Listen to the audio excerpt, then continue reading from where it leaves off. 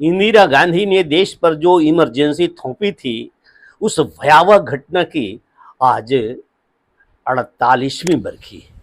नमस्कार, मेहता टॉक्स पर आपका अभिवादन है। आज बोले तो 26 जून के वस्तुतः इमरजेंसी सूरज के उगते ही देश के नागरिकों को लगा कि कुछ देश में हुआ है। इसके पहले इमरजेंसी तो लोगों ने देखा था आजाद भारत में, नागरिकों का, देश के नागरिकों का सहयोग होता था और उत्साह होता था, एक डिसिप्लिन होती थी कि देश में आपातकाल लगा हुआ है। परंतु यह अनूठा, अनोखा, बेवजह एक तानाशाही का इमरजेंसी था, आपातकाल था। 25 जून 1975 और 1975 का 26 जून का जब सूर्य उगा, देश दुनिया हतपर्व था। समाचार पत्रों के संपादकीय पृष्ठ में संपादक का अभिलेख उस स्थान को या तो सादा छोड़ दिया गया था या किसी ने काला रखा था। आगे वाला दिन क्या होने वाला था, क्या हुआ, उस सबको पता है। 48 वर्ष हो गए, 48 वर्ष हो गए। उस वक्त मेरी आयु 25 वर्ष की थी। अब आज दिन भर इमरजेंसी के सामग्रियों को पढ़ा, अखबारों में विभिन्न प्रकार की टिप्पणियां देखी। ये गूगल्स में भी अनेक प्रकार के सोशल मीडिया के माध्यम से मसौदे आए। आज भी देख सुन करके देह सिहर जाता है। कितना क्रूर थी इंदिरा गांधी, कितनी बड़ी तानाशाह थी, कितनी निर्मम थी, कितनी खतरनाक थी। देश में 25 जून 1975 के पूर्व भी 2 बार इमरजेंसी लगी थी। जैसा कि मैं अभी कहा, उसमें जनता का भी सहयोग था, जनता का भी हर प्रकार से कंट्रीब्यूट किया कि नहीं, इस इमरजेंसी आवश्यक है, सरकार को मदद करनी है। इस वक्त जब 1962 में भारत और चाइना से संघर्ष हुआ नेहरू के समय में, और दूसरा समय ये 1971 में जब इंदिरा गांधी ही प्रधानमंत्री थी और पाकिस्तान से युद्ध हुआ था। कहने के लिए तो बहुत कुछ कहना है, कितनी बातें कही जाए। ये कांग्रेस के विषय में आज कहना सिर्फ ये है कि आज की जो वर्तमान परिस्थिति है उसमें ये कांग्रेस वाले के साथ मिलकर वे विपक्षी, जिन विपक्षियों को कांग्रेस ने, इंदिरा गांधी ने बेत भिंगा भिंगा कर मारा था और ये भागते थे, वे सब मिल करके प्रधानमंत्री मोदी के विरुद्ध लड़ना चाहते हैं। हटाओ मोदी को, तानाशाह है, तानाशाह है मोदी। ये राहुल गांधी, सोनिया गांधी, इंदिरा गांधी, राजीव गांधी, ऐसे सभी जितने गांधी हैं, ये गांधी इस देश के साथ एक आवश्यक, एक पर्याय राजनीति में क्यों हो गया? ऐसा क्या संबंध है भारतवर्ष का इस गांधी से? यह गांधी गौतम का, गुरु नानक का, राम का, कृष्ण का, यह देश रघु का, दिलीप का, महाराज कृष्णचंद्र का, युधिष्ठिर का, और हम परीक्षित, जन्मेजय, इतना पुरातन सभ्यता संस्कृति वाली देश, आखिर ये इधर आकर के ये क्यों हो गया कि इसका जुड़ाव, इसका संबंध, इस देश का संबंध नेहरू से? अच्छा खासे नेहरू के कुछ कांग्रेसियों समर्थक हैं।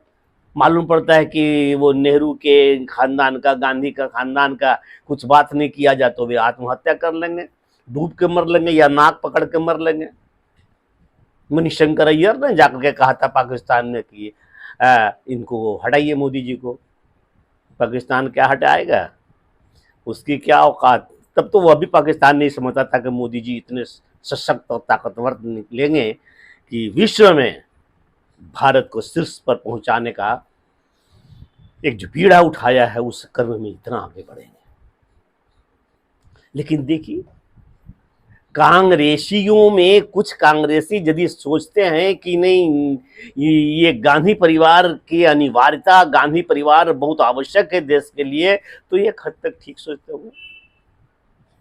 लेकिन यह जो 15 दल, जिसमें नीतीश कुमार जैसा, लालू यादव, जो जेल से वो पूरी सजा काटे बगैर इस आधार पर छोड़ दिया गया कि ये बीमार रहते हैं, इलाज कराएंगे और इनके चाल चलन अच्छा रहा, इनके वजह से पूरी की पूरी सजा नहीं काट कर एक खास सजा होती है, एक निश्चित अवधि को छोड़ सजा काट के छोड़ दिया। तो क्या ये जुडिशियल का देखना काम नहीं है कि ये राजनीति कर रहे हैं? ये बता रहे हैं अब मैं फिट हूं और मोदी जी को फिट करूंगा।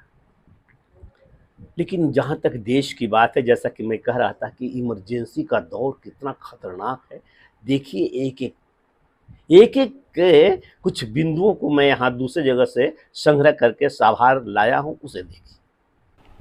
आपातकाल में ऐसे की गई थी क्रूरता, नंगे शरीर को पैरों में बारूद लगे जूतों से मारना, पैरों के तलबे पर डंडों से लगातार कई घंटे मारना, पैरों की हड्डियों पर पुलिस की भारी लाठी पर एक पुलिस के सिपाही को बैठाकर घुमाना, जेड की स्थिति में घंटों तक खड़े रखना, रीढ़ की हड्डियों पर डंडों से लगातार मारना, दोनों कानों पर तब तक थप्पड़ मारते रहना जब तक कि वह बेहोश न हो जाए। ये सभी यातनाएं उन्हें सिर्फ इसलिए दी जाती थी कि वे पता चाहते थे कि पता बताओ और बड़े बड़े नेताओं का, जो वे जानते न थे। शरीर को सिगरेट और मोमबत्तियों से जलाना, खाना पानी सब बंद कर दिया जाना, सोने नहीं दिया जाता और पेशाब पीने के लिए मजबूर किया जाता था। हाथों को पीठ के पीछे बांधकर पंखे या छत से लटका दिया जाता था, ऐसे जैसे कोई जहाज हवा में लटकता हो। वीडियो के इस हिस्से को सुप्रसिद्ध लेखक, पत्रकार तथा यूट्यूबर श्री हरिश्चंद्र वर्णवाल जी से लिया हूँ। धन्यवाद। ऐसे खतरनाक शासिका श्रीमती इंदिरा गांधी हुई, लाखों राजनैतिक कार्यकर्ताओं को जेलों में केवल बंद ही नहीं रखा, उसे बर्बरता पूर्वक अमानवीय यातनाएं दी गई। कितने के प्राणांत हो गए, कहीं कुछ पता ही नहीं है। क्या कसूर था उनका? यह इमरजेंसी लगी क्यों? कोई युद्ध था कहीं से? किसी ने आक्रमण किया था इस देश पर? भूकंप आया था, बाढ़ आई थी, अकाल आया था? क्या हुआ था? कुछ नहीं। केवल इंदिरा गांधी की सत्ता जाती थी, क्योंकि उसने कपट पूर्वक गैर कानूनी ढंग से राजनारायण के साथ चुनाव जीत गई थी राजबरेली में। राजनारायण जी ने तुरंत केस किया इलाहाबाद हाई कोर्ट में, और फैसला आने के बाद जगमोहन लाल जी एक जस्टिस थे, उन्होंने कहा कि निश्चित रूप से श्रीमती इंदिरा गांधी ने नाजायज तरीके से इस इलेक्शन को जीता है। इसलिए उन्होंने राजनारायण को विजयी घोषित किया और इन्हें अपदस्थ करने के लिए कहा।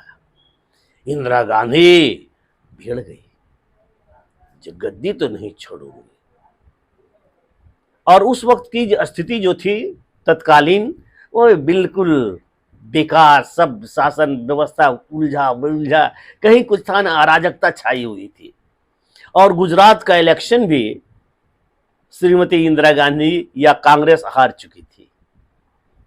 तो इन सबों को लेकर के वो खिसियाली बिल्ली खंबा नोचे, देश में ही इमरजेंसी लगा दिया, देश को ही जेल बना करके सबको बंद कर दिया। अब तुम लोग बंद रहो और हम पीटेंगे, जो बच गया सो बच गया, जो मर गया सो मर गया, और बाकी को हम शासन करेंगे।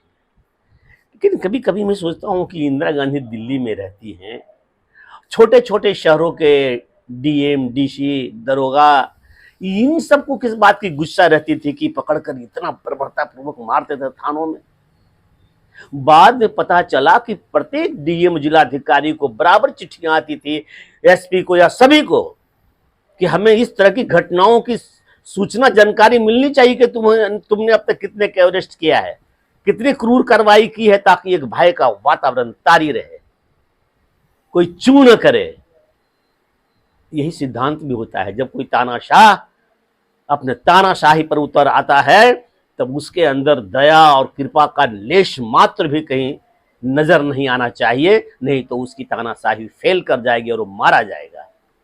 इसलिए जूतों से बूटों से कुचल दिया जाता है किसी भी प्रकार के आवाज और स्वर को।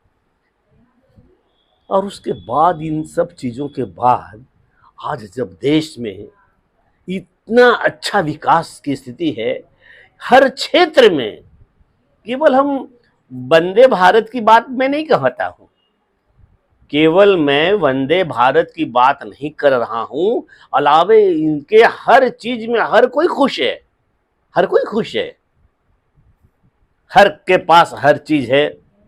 लेकिन जब यह चीज से सुख से जब ऊब जाता है आदमी, या एक विचारधारा जिनकी जैसी रहती है, वे उनके लिए सब कुछ नहीं रहेगा। उनके लिए जब तक गांधी परिवार का कोई आदमी सत्ता में नहीं रहेगा तब तक तो ये देश चलने वाला नहीं है।